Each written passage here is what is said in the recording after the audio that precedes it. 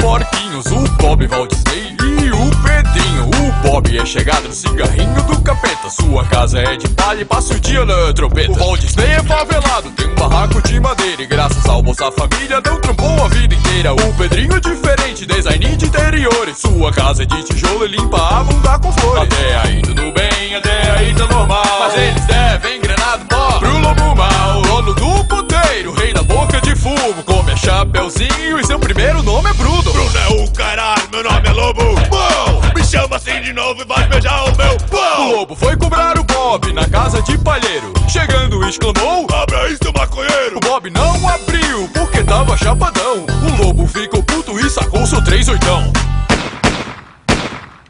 Bob pegou sua magrela e fugiu pro Walt Disney. Chegando ele gritou: oh, quase me mijei. Depois de contar tudo, Val ficou preocupado. Ele também temia o lobo, sua CG tinha roubado. Chegou de Citroën, o MC Lobo Mal, as batias rebolando, a criançada paga pau. Quando eu crescer, quero ser que nem você, comer as menininhas e pegar DST. Abre esse barraco, tem uma K-47. Se liga aí, porquinho, bota o bacon no omelete. Os porquinhos foram correndo pra casa do irmão viado. Parem aí, primeiro tirem o sapato. Ao contar do lobo mal, o Pedrinho se tremeu. Ele também devia uns Gogo Boys que ele comeu. Vim resolver essa cagada aqui na casa do Pedrinho. Ao falar isso, Gleide espirrou no seu focinho. O lobo mal ficou inchado, era alérgico à lavanda. Ele morreu no SUS, porque a fila não anda.